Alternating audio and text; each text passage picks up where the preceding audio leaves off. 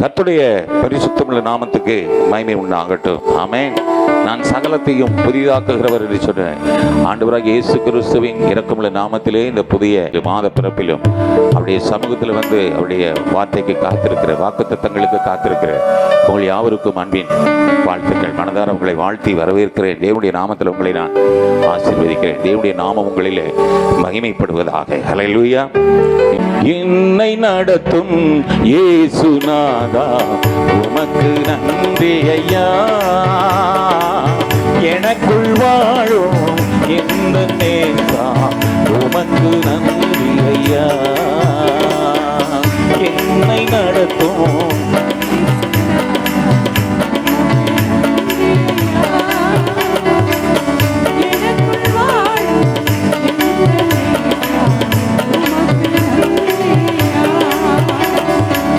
ஒளியாய் வந்தீர், வழியை தந்தீர், உனக்கு நன்றி ஐயா.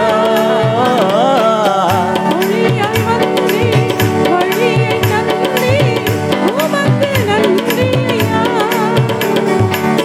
அழிவில் நின்று பாதுகாத்தீர், உமக்கு நன்றி ஐயா. அழிவில் நின்று பாதுகாத்தீர், என்னை நடத்தும் இயேசுநாதா உமக்கு நன்றி ஐயா. எனக்குள் வாழும் எந்த நேசா உமக்கு நன்றி ஐயா. எனக்குள் வாழும் எந்த நேசா உமக்கு நன்றி ஐயா. தேடி வந்தி பாட வைத்தீர், உமக்கு நன்றி ஐயா.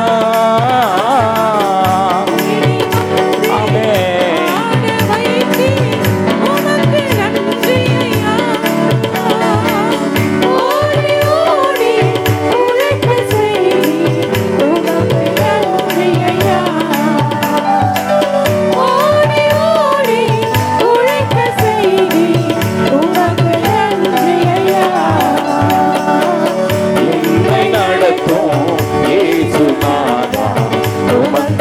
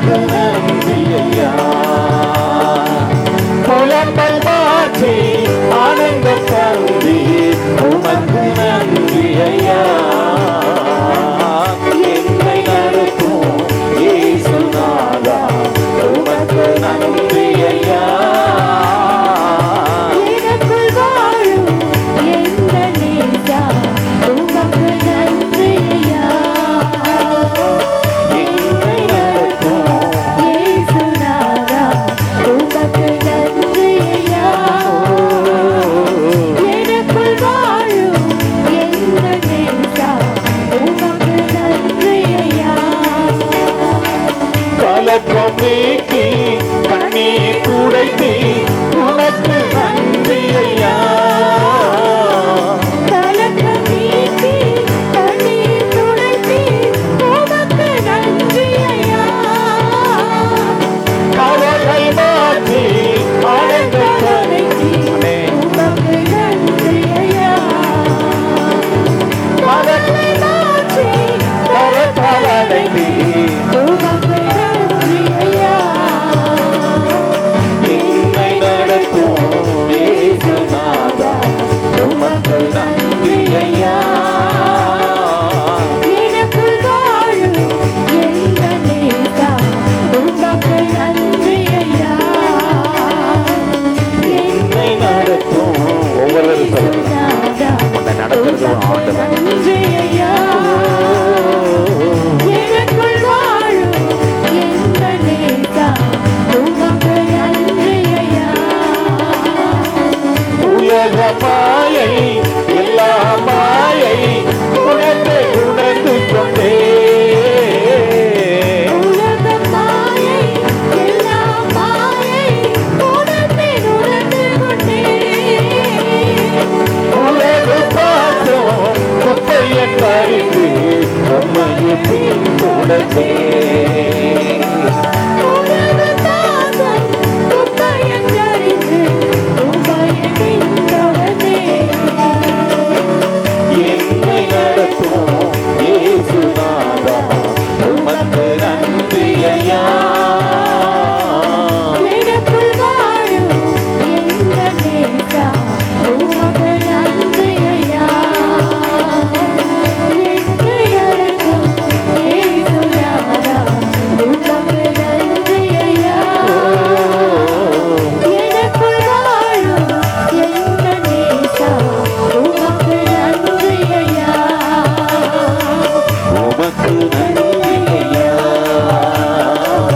உமக்கு நன்றி ஐயா. உமக்கு நன்றி ஐயா. உமக்கு நன்றி ஐயா. கர்த்தருடைய பரிசுத்தமுள்ள நாமத்துக்கு மகிமை உண்டாவதாக. கர்த்தருடைய வார்த்தைக்கு வாக்குத்தத்தத்துக்கு நேராக நம்மை ஆயத்தப்படுத்திக் கொள்ளலாம். அல்லேலூயா. ஏசாயா தீர்க்கதரிசியின் புத்தகம் 45ஆம் அதிகாரம் முதல் 4 வசனங்களை என்னோடு கூட நீங்கள் உச்சரிக்கும்படி உங்களை அன்பாய் கேட்கிறேன். அல்லேலூயா. கர்த்தராகிய நான் அபிஷேகம் பண்ணின கோரேசுக்கு முன்பாக ஜாதிகளை கீழ்ப்படுத்தி ராஜாக்களின் இடைக்கட்டுகளை அவிழ்க்கும்படிக்கும்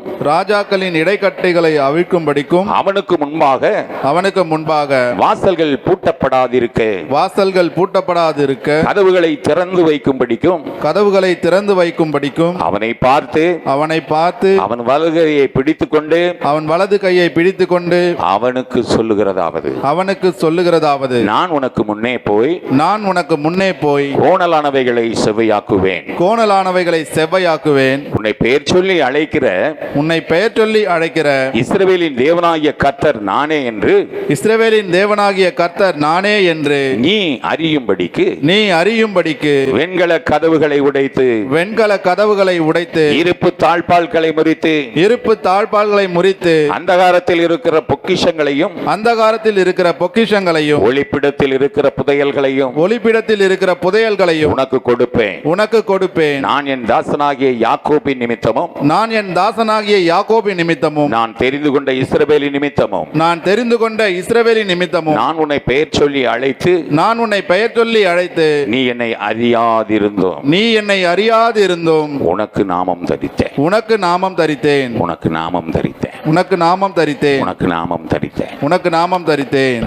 ஆமென். அல்லேலூயா. கர்த்தருடைய பரிசுத்தமுள்ள நாமத்துக்கு மகிமை உண்டாவதாக. அல்லேலூயா. Praise the lord. கடந்த மாதத்தில் கர்த்தருடைய ஆவியானவர் நம்மோடு கூட பேசினது யாரை குறித்து? பென்யமீனை குறித்து. அல்லேலூயா. அதே போல இந்த மாதத்தில் ஒருவனை குறித்து நமக்கு வெளிப்பட ஆயத்தமாக இருக்கிறார். அவனை போல உன்னை உருவாக்க வேண்டும் என்று சொல்லி. அல்லேலூயா. அங்கே 4வது வசனத்தில் கடைசி பகுதியிலே அங்கே அவர் என்ன சொல்கிறார் என்றால், நீ என்னை அறியாதிருந்தோம். அல்லேலூயா. நீ என்னை அறியாதிருந்தும் உனக்கு நாமம் தரித்தேன், நாமம் தரித்தேன். அல்லேலூயா. என்னை கேட்டுக்கொண்டிருக்கிற தேவனுடைய பிள்ளைகளே, கர்த்தர் இந்த அதிகாரத்திலே கோரேஸ் ராஜாவை குறித்து பேசுகிறார். இந்த கோரேஸ் ராஜா இஸ்ரவேலனோ யூதனோ அல்ல. அல்லேலூயா. பெரிசிய தேசத்திலே அவன் ஒரு ஏழை குடும்பத்தில் பிறந்தவன், ஒரு ஏழை குடும்பத்தில் பிறந்தவன். அந்த குடும்பத்தில் அவனுடைய தாய் தகப்பனால் கைவிடப்பட்ட, துரத்தி விடப்பட்ட ஒரு பிள்ளை. இவனை ஒரு எளிய குடும்பம், ஒரு ஆடு மேய்க்கிற ஒரு குடும்பம் இவனை தத்தெடுத்துக் கொள்கிறார். இவன் மேல் பிரியப்பட்டு, இவன் மேல் இரக்கம் பாராட்டி, இவனை அன்பு பாராட்டி அவனை சேர்த்து கொள்ளுகிறார்கள். அல்லேலூயா. இவன் யார்? இஸ்ரவேலன் அல்ல, யூதன் அல்ல. இவன் ஒரு பெரிய பெர்சிய தேசத்தான். இவன் தாய் தகப்பனாலே கைவிடப்பட்டவன். இவன் ஒரு ஏழை.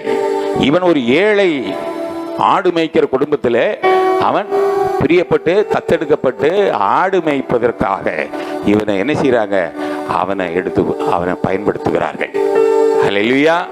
அப்படிப்பட்ட ஒருவனை ராஜாவாய் அபிஷேகம் பண்ண கூடுமானால், என்னை கேட்டுக்கொண்டிருக்கிற தேவனுடைய பிள்ளையே, இஸ்ரவேலரில் உள்ள ராஜாக்களை, யூதரில் வருகிற ராஜாக்களை மாத்திரம் அபிஷேகம் பண்ணின கர்த்தருடைய ஆவியானவர் தேவனாகிய கர்த்தர்.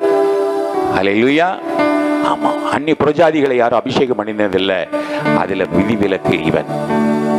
பீலேயாம் என்கிற தீர்க்கதரிசி புரஜாதியான், அவனை அபிஷேகம் பண்ணினவர். அல்லேலூயா. யாராவது இருக்கட்டும், அவர் பிரியப்பட்டால் போதும், அவர் பிரியமாய் வாழ்ந்தால் போதும். யாரையும், சிறியவனை எங்கிருந்து எடுப்பாரு? புழுதியில். எளியவனை எங்கிருந்து எடுப்பாரு? குப்பையிலிருந்து உயர்த்துகிறவர் இந்த எளியவனை ஒரு ஆடு மேய்க்கிற குடும்பத்திலிருந்து எடுத்து அவனை உன்னதத்தில் உயர்த்தி வைத்த தேவனாகிய கர்த்தர் இந்த நாளிலும் அவனை குறித்து சொல்லுகிற வார்த்தை, அவனை குறித்து சொல்லுகிற வார்த்தை. அல்லேலூயா. அந்த முதல் வசனத்துல அவர் சொல்லுகிற என்ன சொல்கிறார் பாருங்க. கர்த்தராகிய நான் அபிஷேகம் பண்ணின கோரேசுக்கு முன்பாக, நான் அபிஷேகம் பண்ணின கோரேசுக்கு முன்பாக ஜாதிகளை கீழ்ப்படுத்துவேன், ராஜாக்களின் இடைக்கட்டுகளை அவிழ்க்கும், ராஜாக்களின் இடைக்கட்டு, ராஜாக்களை செயலிழக்க பண்ணுவேன். இடைக்கட்டு என்றால் பலவீனம்.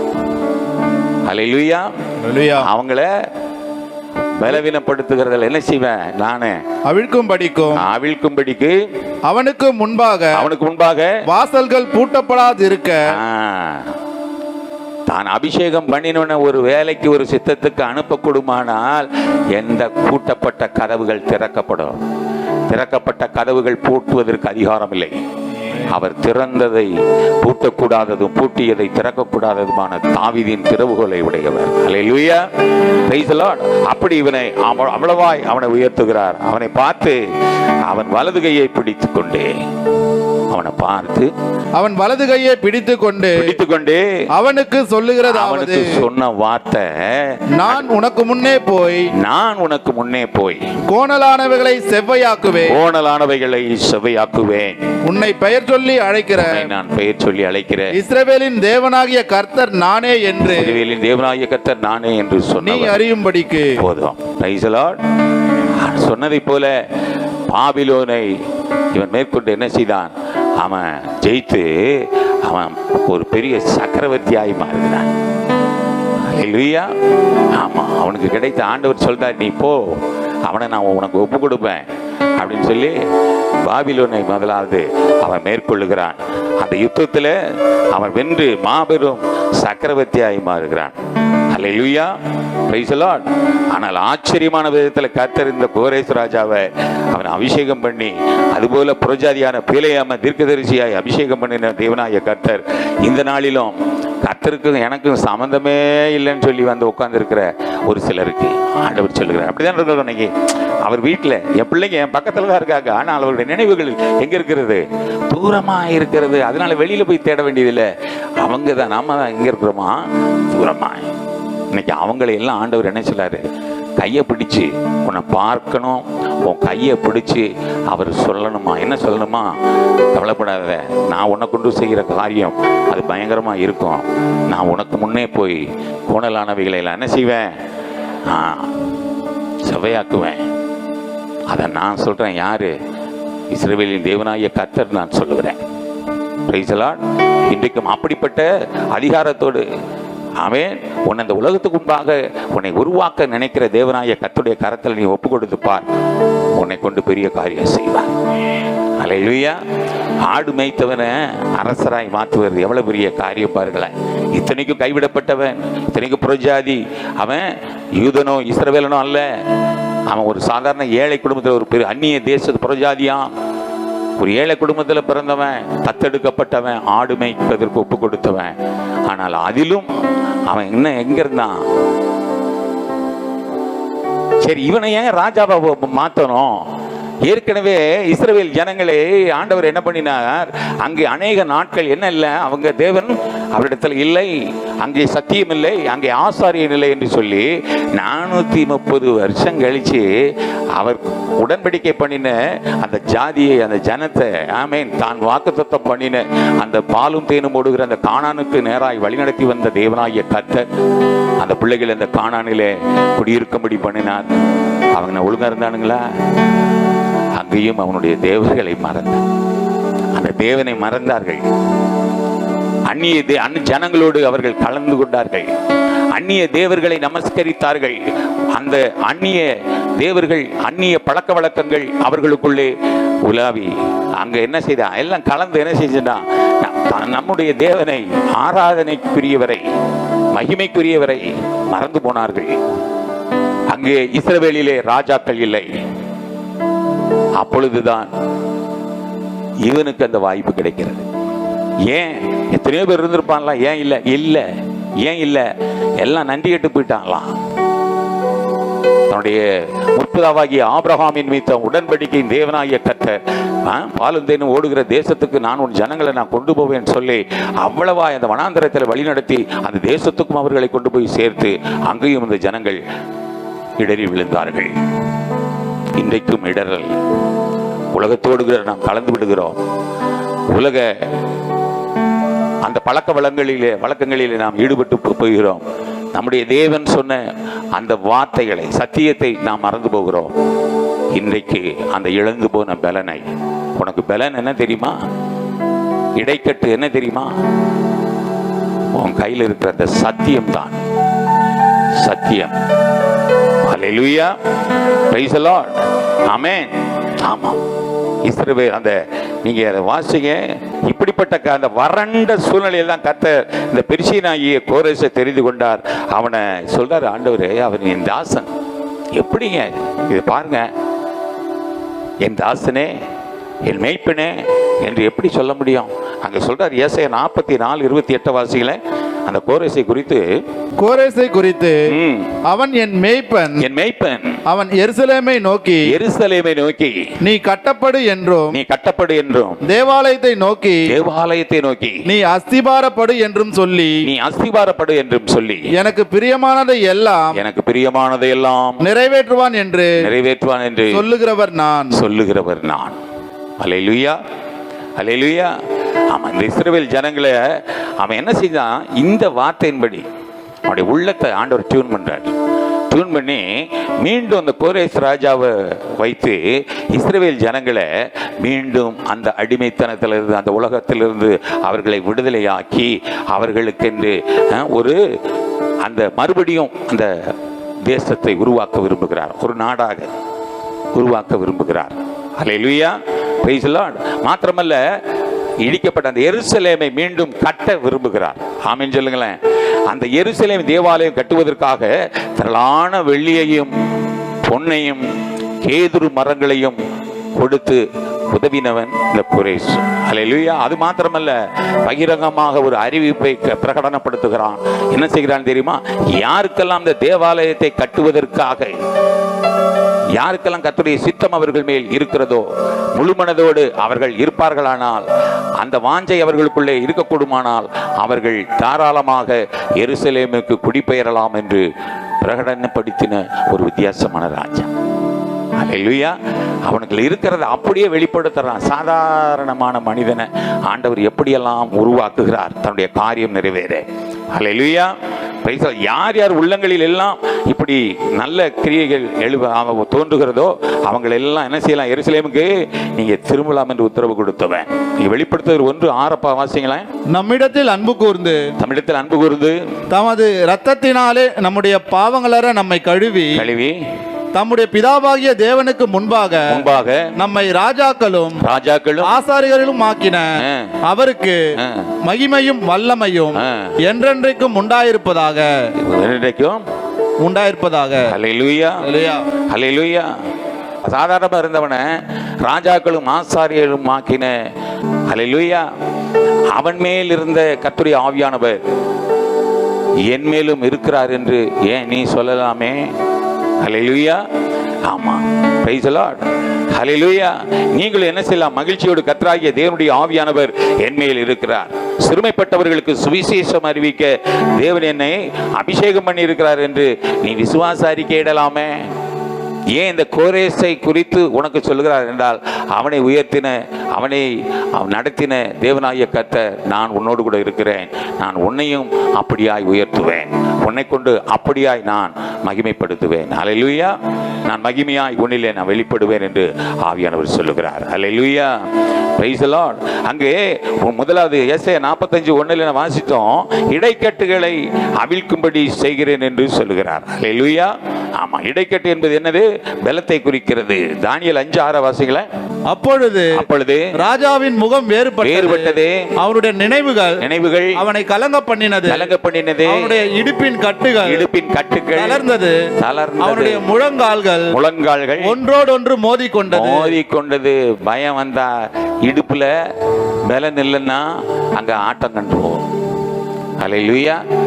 ஆமா, இந்த பெல்தெசாத்சார் ராஜா குறித்து அங்கு சொல்லப்பட்டிருக்கிறது. அந்த ராஜாவின் முகம் வேறுபட்டது எப்போ? அந்த இடைக்கட்டு அவிழ்க்கப்பட்ட போது. அவ பலன் எங்க இருக்கிறது? இடுப்புல இருக்கிறது இடைக்கட்டு. Price the Lord. ஆண்டவர் ஒன்ன சொல்றார், உன்னை பார்த்து நான் உன்னை இடைக்கட்டுவேன், உன்னை மான்கால்கள் போல மாற்றுவேன்.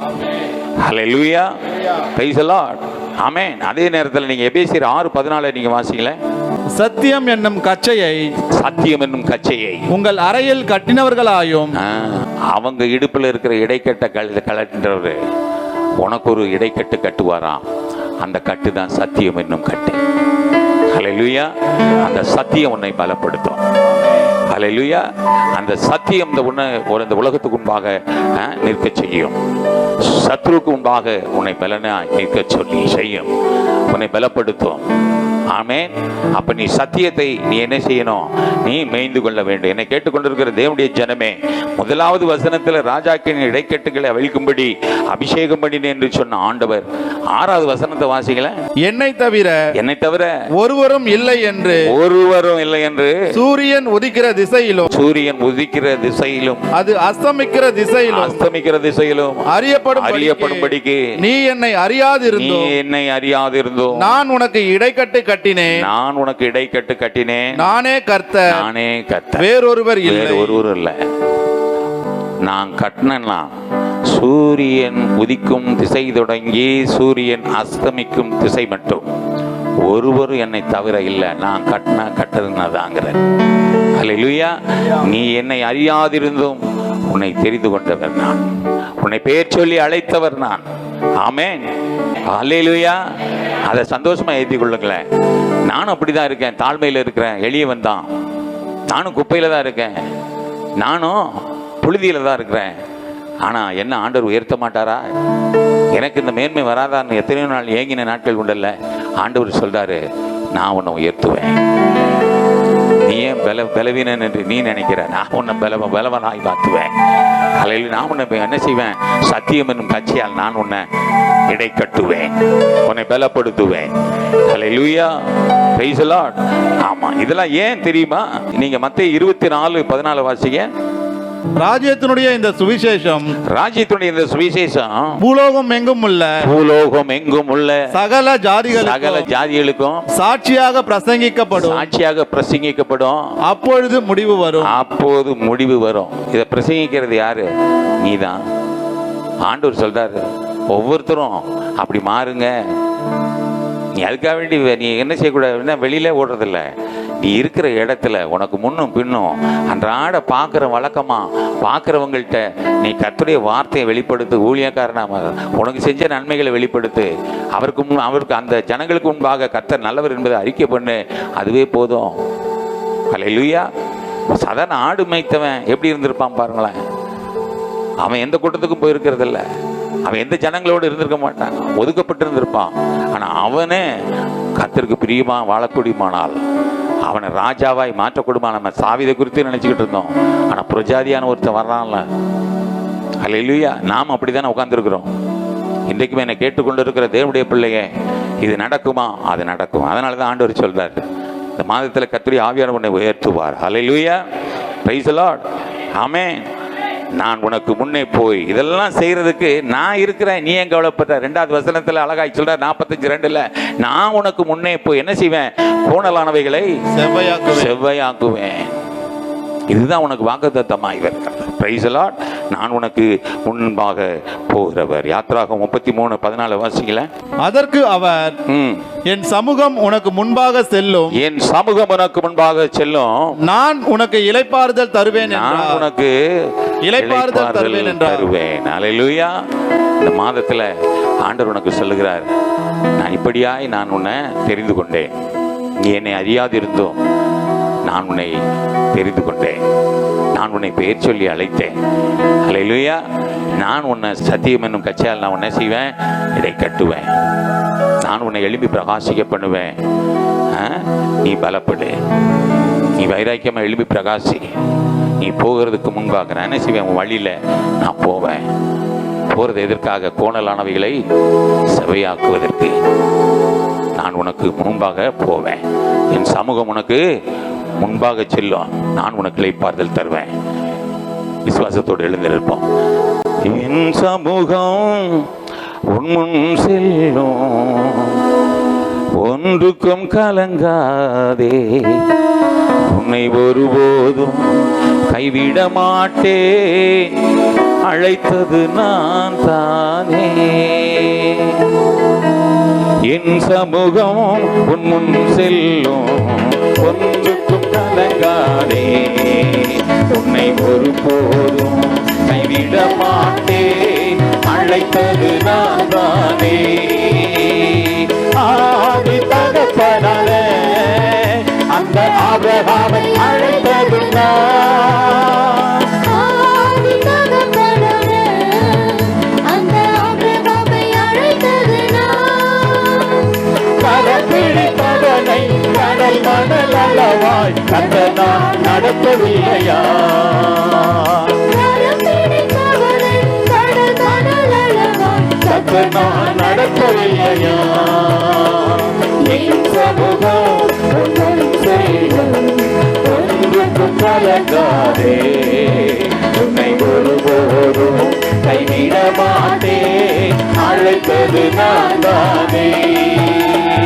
என் சமூகம் உன் செல்லும், ஒன்றுக்கும் கலங்காதே, ஒருபோதும் கைவிட மாட்டேன், அழைத்தது நான் தானே.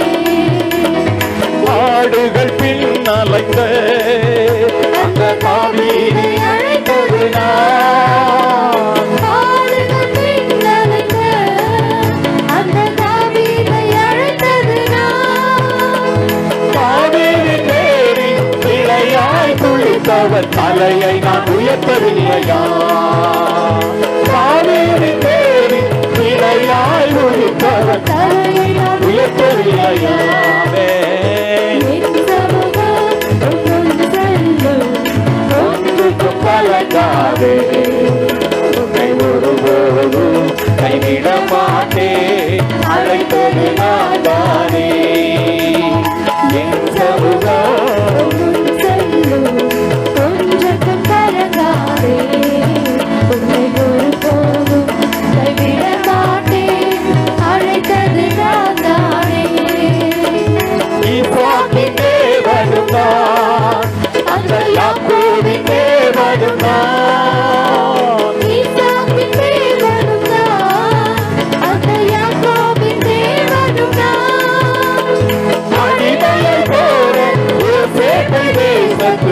அதிபதியாக்கியதும் நான்.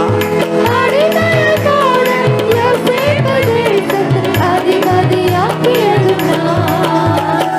என் சமூகம் ஒன்று செய்யும், ஒன்றுக்கும் கலங்காதே.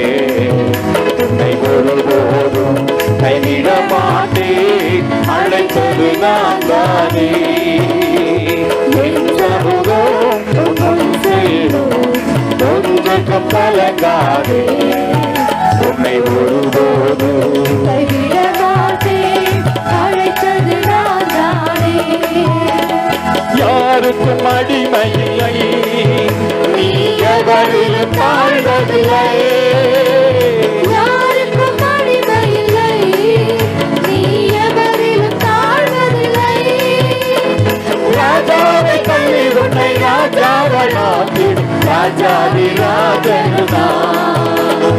ராஜாவை தள்ளி உன்னை ராஜாவை மாற்றிடும் ராஜாதி ராஜனுதான்.